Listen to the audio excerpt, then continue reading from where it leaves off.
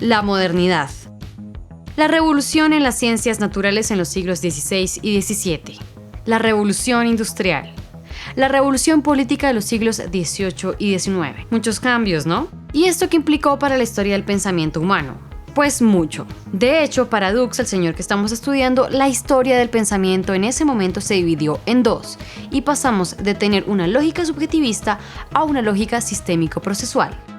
Y esto no es para menos, porque no sé si lo han notado, pero las cosas últimamente han ido muy, pero muy rápido. El ser humano Homo sapiens apareció en este planeta Tierra hace 140.000 años y de ahí los cambios fueron lentos y progresivos. Pero desde hace como aproximadamente 4 siglos, o sea, solo 400 años, las cosas han ido tan rápido que tenemos una vaina como internet y dentro de unos cuantos años estoy segura de que nos podremos ir a hacer un paseo de olla en la Estación Espacial Internacional. Pues bien, todo esto tiene mucho que ver con ese cambio de lógica de la que habla Dux. Pero bueno, ¿en qué consiste entonces esta lógica subjetivista que nos ha acompañado durante 139.600 años, que construimos cuando somos niños y que de hecho hoy en día no logramos liberarnos completamente de ella? Esta manera de explicar o de ver el mundo está ligada a un tipo de acción que se asemeja a la humana, como si lo que se encontrara en el mundo fuera producido por un agente que actúa, y entonces los acontecimientos y los objetos son entendidos como si transcurriera una acción intencional.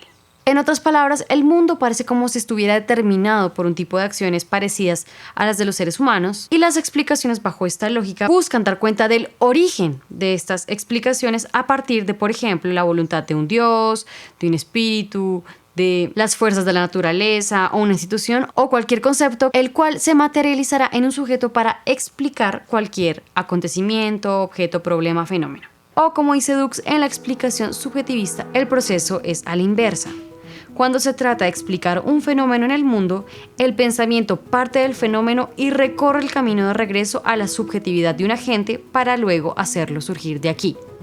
Es una explicación circular en donde en el origen ya está contenido el resultado de lo que se busca explicar. Entonces es como si la génesis de esta cosa que queremos explicar se ubicara en un sujeto que planea y se fija una meta que busca alcanzar. Bueno, pero ¿y por qué sucede esto? Pues tiene que ver con la forma en la que construimos el mundo en nuestra ontogénesis temprana, o sea, en nuestra niñez. Y como el proceso de desarrollo transcurre siempre bajo las mismas condiciones básicas, que es el organismo óptimo, la persona de cuidado y una realidad ya dada, todos los seres humanos construimos una visión del mundo estándar o como por default. En algunos casos se mantiene porque pues es eficiente vivir con una lógica subjetivista, pues lo que les acabo de decir, 139.600 años con esta lógica, sobreviviendo bien. Y en algunas otras ocasiones se supera esta lógica según las condiciones socioculturales en las que nazca pues la persona.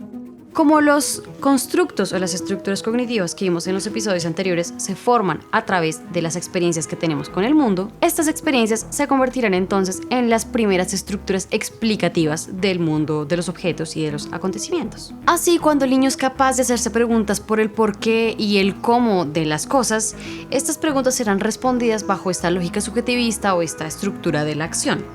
Un buen ejemplo puede ser lo que vimos en el episodio anterior, en el que unos niños se preguntaban por qué en Ginebra habían 2 montañas Salève, y otro niño le respondió, pues es que una montaña es para los adultos y las caminatas largas, y la otra montaña es para los niños pequeños y las caminatas cortas, como si de nuevo estuviera el mundo hecho pues por como unas personas que dicen, esta montaña es para esto y esta montaña es para esto. O sea, esta lógica subjetivista. Esta estructura subjetivista por default, digamos, se puede ver súper bien en la construcción del lenguaje, que como dije, tiene su base en las estructuras de la acción que se aprendieron en el periodo sensorio-motor. La base del lenguaje tiene al sujeto en primer lugar como generador de la acción, y no sé si se han dado cuenta, pero el lenguaje nos hace subjetivar, cosificar y sustancializar absolutamente todo. Entonces, como dije en otro video, el lenguaje mismo nos hace decir cosas como el viento sopla muy fuerte, o el sol o las nubes tapan al sol, como si tuvieran una voluntad propia, como si el señor viento dijera como, oh, voy a soplar muy duro, o como si las nubes dijeran, uy, ese sol hoy está muy hijuepucha, entonces tapémoslo. Cuando en realidad, en el caso del viento, pues el viento es la misma acción de soplar, no es alguien que sopla. Les cuento por encimita cómo sucede esto, pero iré profundizando cada vez más en el transcurso de esta temporada. Pero como sabemos, cualquier bebé ser humano, no importa el lugar, no importa el tiempo histórico, nace en una situación cultural nula. Y nula es nula. No existen estructuras innatas, ni siquiera las del lenguaje por ahí en una estructura profunda, no. Y aunque efectivamente contamos con áreas del cerebro que se encargan del lenguaje, como son las áreas de Wernicke y de Broca, allí no se encuentran preformadas las estructuras del lenguaje. Después de todo, si el lenguaje se aprendiera por imitación, como creen algunos, como si existieran unas estructuras innatas que pudieran darle la bienvenida al lenguaje, y teniendo en cuenta que la mamá y la gente a su alrededor le están hablando al bebé desde que están en la panza, pues el man nacería diciendo como, oye, ¿por qué me compraste ese conjunto azul de osos y a mí me gustan los gatos naranjas? Pero pues no es así, el niño no nace con un diccionario de gramática en el brazo.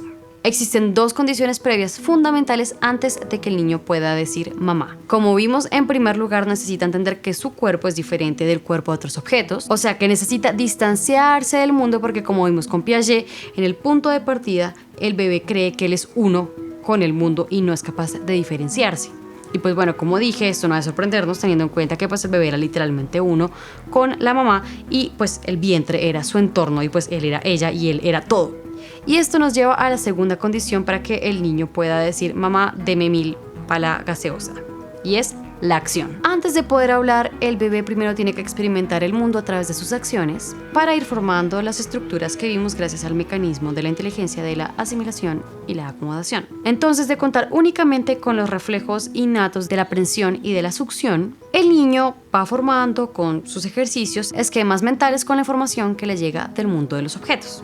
Como vimos, el mundo primero es chupable, luego es zarandeable, luego es agarrable y luego poco a poco con su experiencia puede manipular los objetos para fines concretos. Entonces, en pocas palabras, las construcciones que el niño se ha hecho del mundo están ligadas a su acción. Así, en el paso del periodo sensoriomotriz al preoperacional, el niño volverá representable lo que ya conoce en la práctica gracias a un proceso que se conoce como de objetivación reflexiva. En el proceso de formación del lenguaje, los actores utilizan las competencias pragmáticas y cognitivas desarrolladas hasta entonces para imprimirle al lenguaje la estructura de la acción formada como sintaxis.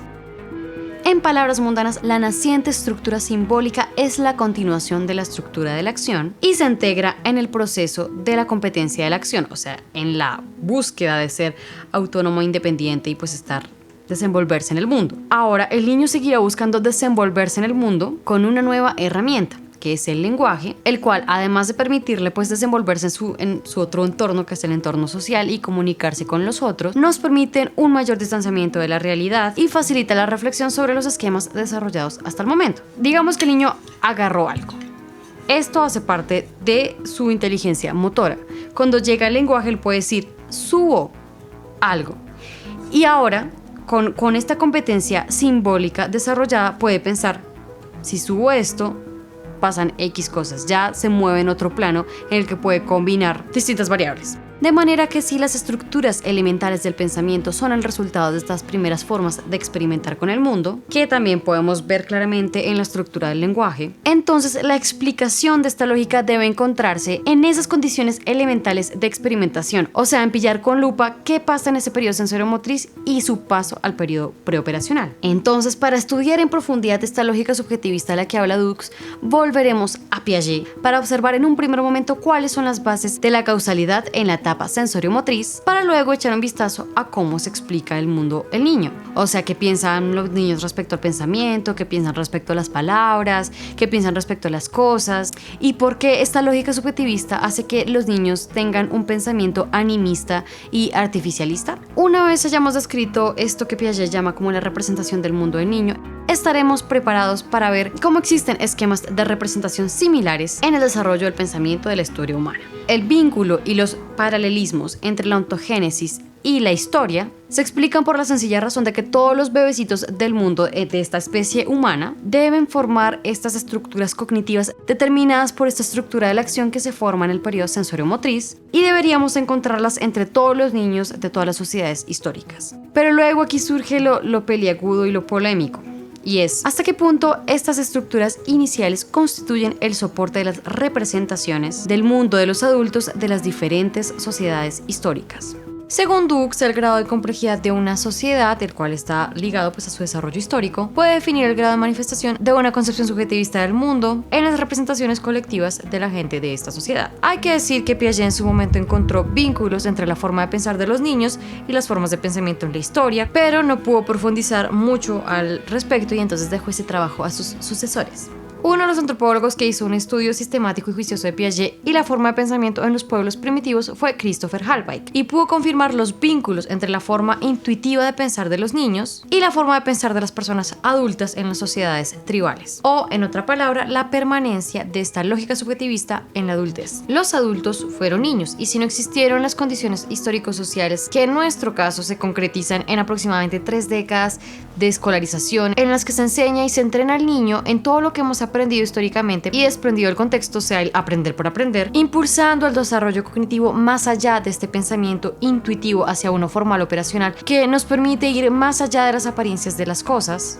Los adultos de estas sociedades primitivas tendrán la estructura de pensamiento a la que llegaron cuando niños, aunque por supuesto mucho más elaborada. Esto aplica, claro, no solamente a los adultos de sociedades tribales, sino incluso a los adultos de sociedades industrializadas o adultos en sociedades rurales que no pudieron pasar por sistemas de escolarización o por cualquier otro tipo de experiencias que impulsara su desarrollo cognitivo más allá de esta estructura por default. Porque recordemos que este proceso empieza de cero en todos los seres humanos.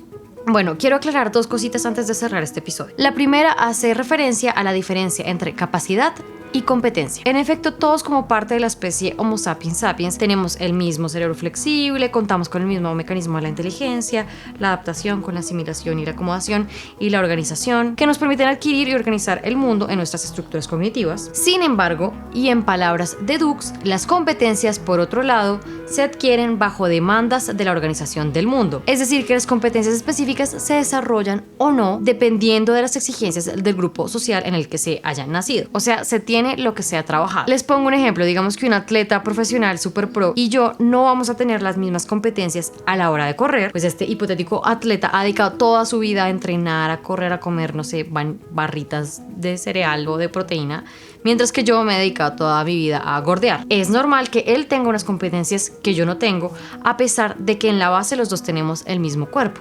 E incluso si digamos que hipotéticamente yo hubiera venido de una familia de deportistas que me hubiera entrenado y me hubiera dado también barritas de proteína y smoothies, pues a lo mejor yo también hubiera sido un atleta tan pro como mi hipotético compañero con las competencias que pues no sé, tendrían los atletas. Entonces, mismas capacidades, diferentes competencias.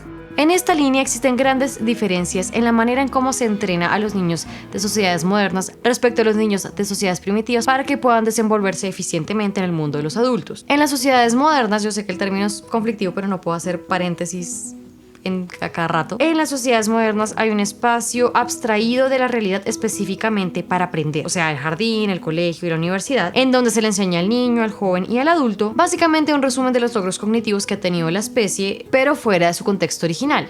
Sabemos, por ejemplo, que 2 átomos de hidrógeno y una de oxígeno hacen una molécula de agua sin haber desintegrado en la práctica una, o que si dejamos caer de un edificio súper alto una pluma y una bola de bolos, ambas caerán. Si tenemos todas las variables igual, ambas caerán al mismo tiempo porque la gravedad es constante, que espero que en la práctica nadie lo haya hecho. Sin embargo, más allá del contenido, nos entrenan en formas de pensar. Como vimos cuando estudiamos el periodo formal operacional, aprendemos a combinar y manipular nuestras representaciones mentales, sean características de los objetos como la altura o la anchura, palabras o números. Aprendemos a explicar y justificar nuestras respuestas o nuestras afirmaciones. Y también aprendemos a debatir con los otros nuestras ideas para relativizar lo que pensamos. Además, el hecho de dominar la escritura y la lectura nos permite abstraernos de lo que leemos y de lo que escribimos y nos obliga a armarnos representaciones completamente alejadas de la realidad. En cambio, en las sociedades primitivas, los niños son poco a poco integrados en el mundo de los adultos. No se les enseña explícitamente lo que tienen que hacer, sino que se espera que los niños aprendan en el contexto inmediato de la cotidianidad. Les voy a leer una observación hecha por Guy y con respecto a los Pele de Liberia. La educación es concreta y no verbal, y es respecto a actividades prácticas y no a generalizaciones abstractas. Nunca hay lecciones de cultivo, ni de construcción de casas o de tejido. El niño pasa sus días observando hasta que en algún punto los adultos le piden que se una a la actividad. La segunda aclaración hace referencia al vínculo entre la ontogénesis de los niños de sociedades modernas y la forma de pensar de los adultos de las sociedades primitivas. No es que el niño moderno sea igual que el adulto primitivo, no, obviamente no. Una cosa es la forma de construir o manipular o ver la realidad y otra cosa es la acumulación de experiencias. O como dice Hallpay, podemos llamar el crecimiento cognoscitivo del tipo estudiado por Piaget desarrollo vertical y el crecimiento de la experiencia y del juicio desarrollo horizontal. La acumulación de la experiencia y de la sabiduría distinguirá siempre al pensamiento del adulto al del niño, sea en las sociedades primitivas o en las nuestras. De esta forma, el problema de la conservación de líquido que vimos en el episodio anterior, en el que cogen dos recipientes, uno más largo y otro más ancho, no puede ser resuelto por personas que no cuenten con una operacionalidad que les permita primero abstraer las cualidades del objeto mismo y luego la combinación de estas cualidades. En todo caso, resulta que Dux y su equipo comprobaron este hecho en un estudio que realizaron en India en Birmingham, en Birmingham, Bhopal, India. Y les leo. Un lapidario entre 50 y 60 años nos mostró en una situación totalmente libre de coacción que el agua vertida en el vaso con el diámetro que medía la mitad que el primero era más. También el antropólogo Dassen comprobó este mismo hecho con mujeres aborígenes en Australia Central que tenían que escoger entre dos vasos con azúcar. En un vaso con un diámetro grande se encontraban 2 porciones de azúcar y en un vaso con un diámetro pequeño y después estrecho y largo solo se contaba con una porción de azúcar. 8 de cada 12 mujeres escogieron el vaso angosto con solo una porción. Esto es así porque a pesar de que sociedades primitivas tengan sistemas para contar, como los dedos, las piedras o los nudos, no cuentan con unidades de medidas desligadas de lo concreto que les puedan permitir manipular, por ejemplo, la altura con la anchura. Algunos pueblos ni siquiera cuentan con los números, como es el caso de los Pirahã. As his fluency grew, Everett began to realize something was missing. The Pirahã have no words for colors, no past or future tense. And incredibly,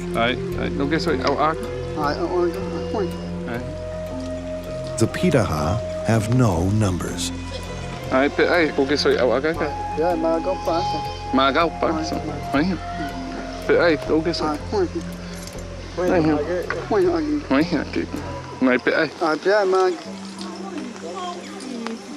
Research from MIT indicates the Pirahã may be the only culture on Earth without any numeracy. The Pirahã don't have numbers because they don't need them. They survive just fine without them. Otros tampoco cuentan con medidas temporales como minutos, meses, semanas, años, ni con medidas espaciales como norte, sur, este, oeste, desligadas de lo concreto. En algunos el espacio no está visto como un plano abstracto y objetivo, sino como un espacio topológico en donde los puntos de referencia son sucesos, objetos o personajes concretos. Un caso que puede ilustrar bien esta concepción del espacio bajo esta lógica subjetivista nos lo muestra Laura Ibarra en su estudio sobre el códice Fehervary-Mayer de los antiguos mexicanos. En la concepción del espacio de los antiguos aztecas, los puntos cardinales en relación al sol están ligados a sujetos y acciones. El norte es el lugar en el que los ancestros peregrinaron, y ya que los ancestros son los muertos, el norte es, en lengua náhuatl, Mictlampa, que quiere decir la región de los muertos. El este es donde Tonatiuh, el dios solar, tiene su casa, y esto es llamado como la región de claridad. Y el oriente es donde vive Tlaloc, dios de la lluvia, y pues por donde llueve. De esta forma, el norte no puede existir en independencia de lo que suceda o haya sucedido ahí, sino que está ligado a un valor absoluto y estático. Lo mismo sucede con las medidas temporales. No existen coordenadas impersonales como 22 de junio, que para mí puede ser el cumpleaños de mi abuelita, para el vecino puede ser el día en que Argentina le metió 2 goles a Inglaterra,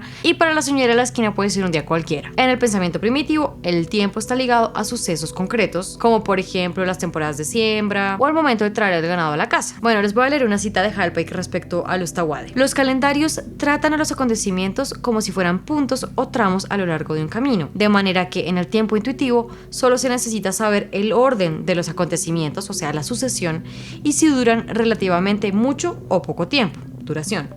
Los Tawade, por ejemplo, no tienen palabras para semana, mes y año, y aún así tienen una palabra que podría ser traducida a tiempo, que es loba, o iloba, que quiere decir este tiempo o ahora, teloba, a qué hora o cuándo, pero lo que quiere decir realmente con loba es secuencia de eventos.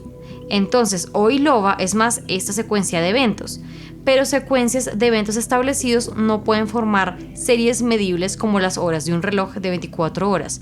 Uno no puede decir 3 atardeceres igual a una mañana, o que desde la primera luz del día hasta que uno llega al campo es la misma cantidad del tiempo que cuando en la noche uno vuelve con el ganado a casa para la cena. O sea, no son medidas de tiempo manipulables, sino que están ligadas a sucesos concretos. Lo mismo sucede con otras posibles medidas del mundo físico, como lo es el peso. No existe algo similar a gramos, kilos, toneladas, sino que algo es liviano o pesado según la experiencia subjetiva. Les leo otra cita respecto a los Tawade. Será pesado aquel objeto que le produzca dolores en espaldas y hombros cuando lo acarrea a cierta distancia, o algo que un niño no puede levantar. Como el peso es una percepción sensorial, la pesadez parece una propiedad, una cosa, que en un sentido absoluto poseen objetos como las piedras, en oposición a las calabazas y a la paja para techar, que son intrínsecamente ligeras. De nuevo, todo está ligado a situaciones concretas, a objetos específicos, y no se separan las características de los objetos mismos. Así, para resolver el ejercicio de seriación que vimos en el episodio pasado, en el que se deben ordenar los palitos del más pequeño al más grande, hay que abstraer las cualidades de estos objetos para que sea posible su comparación y ordenación. Si solo existen palitos grandes o pequeños según la experiencia subjetiva, pues este ejercicio será imposible de resolver. Una experiencia ilustrativa que muestra la dificultad de operar solo con representaciones y de separar el lenguaje de situaciones concretas fue lo que le sucedió al psicólogo ruso Luria en un experimento llevado a cabo con campesinos analfabetos uzbecos respecto a la solución de problemas lógico-hipotéticos. Aquí tengo la entrevista que Luria le hizo a uno de estos campesinos. El sujeto en particular tenía 37 años y vivía en una aldea remota. Entonces dice Luria, hace la pregunta: en el extremo norte, donde hay nieve, todos los osos son blancos. Nueva Zembla está en el extremo norte y siempre hay nieve allá. ¿De qué color son los osos allí? Entonces este man responde: hay distintas variedades de osos. Entonces este man Luria vuelve y repite el silogismo. Dice, bueno, no sé qué, si en el extremo norte donde hay nieve, lo repite igual. Y el man responde: no sé, he visto un oso negro. Nunca vi de otro color. Cada lugar tiene sus animales. Si es blanco, todos serán blancos. Si es amarillo, todos serán amarillos. Entonces Luria pregunta: pero en Nueva Zembla, ¿qué tipo de osos hay? Y el man responde: siempre hablamos de lo que sabemos. Nunca hablamos de lo que no hemos visto. Entonces el man Luria vuelve a insistir: ¿pero qué quieren decir mis palabras? Y vuelve a repetir el silogismo. El man responde: bueno, pues ocurre así, nuestro zar no es como el de ustedes y el de ustedes no es como el nuestro. A sus palabras solo puede responder alguien que estuvo allí. Nada puede decir con base en las palabras de usted. Y Luria vuelve a insistir: pero con base en mis palabras, en el norte donde siempre hay nieve, los osos son blancos. ¿No se puede deducir qué tipo de osos hay en Nueva Zembla? Entonces el man responde: si un hombre tuviera 60 u 80 años y hubiera visto un oso blanco y lo hubiera contado, podría creérsele. Pero yo nunca he visto uno y por lo tanto no puedo decir. Es mi última palabra.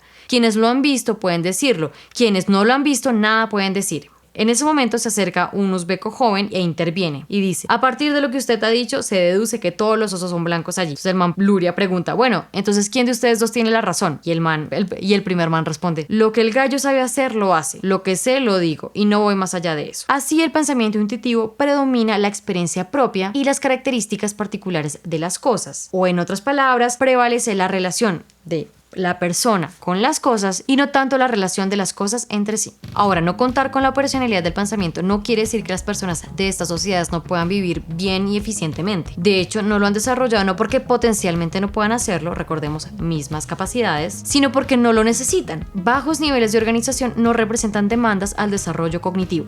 Si en una tribu hipotética nos conocemos entre todos y hacemos las mismas cosas por tradición, no necesitamos signos abstractos desligados de la realidad para designar el tiempo o el espacio. Todos sabemos qué quiere decir un evento en particular, dónde vive cada familia, en qué lugares sucedieron cosas importantes, para qué sirve cierta herramienta, etc. Así que responder que en cuál de los dos vasitos hay más agua, de qué color son los osos en Nueva Zembla o qué palito va después de qué palito, pues no son preguntas que hayan sido necesarias responder y ni siquiera haberlas preguntado.